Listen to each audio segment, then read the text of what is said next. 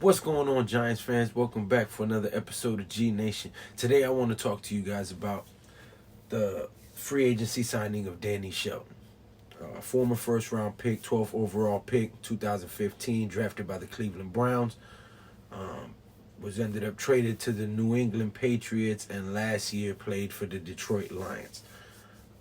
He's a defensive tackle, known as a run stopper for the last 5 seasons in the NFL. A good one at that. Very talented run stopper, not known much for his quarterback pressures or quarterback sacks, but I'm sure that he can evolve with good coaching into one of those type of players as well. But paired up with Dexter Lawrence and Leonard Williams, I'm excited to see what they can do on that front line and give their secondary some time back there. But first and foremost, what stands out more than anything is during his first interview as a New York Giant, he was asked why he felt like the New York Giants was a good fit for him. His response, and I quote, was, "Joe Judge was one of my favorite coaches back in New England. I could not pass up the opportunity to play under him as he leads us, hopefully, to a championship." Now, earlier in the free agency, Kyle Rudolph said that something Joe Judge said to him resonated with him, and it was the reason that he signed with the New York Giants. In fact, he said upon hearing that, he knew that the New York Football Giants is where he needed to be. So there are multiple players, professional athletes in the NFL, proven athletes, who are being drawn into the culture that this man has come over here and developed. Our New York Football Giants locker room is turning into a A1 establishment, a class act football team. A team of dogs who want to get in there and rip your head off, punch you in the face for 60 minutes, stomp all over you on the field, in the words of my man Michael Strahan, and walk out of there with a W. Now let's just go over the free agency so far. John Ross, former first round pick, 9th overall.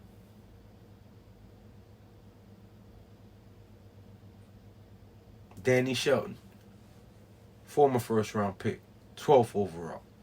Now, he was a first round pick in 2015. John Ross was a first round pick in 2017.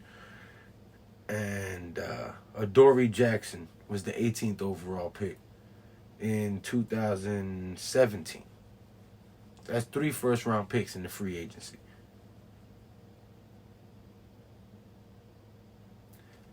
Out of those 3, Adoree Jackson got $39 million for 3 years. Danny Shelton got $2 million for a year. And not Kyle Rudolph.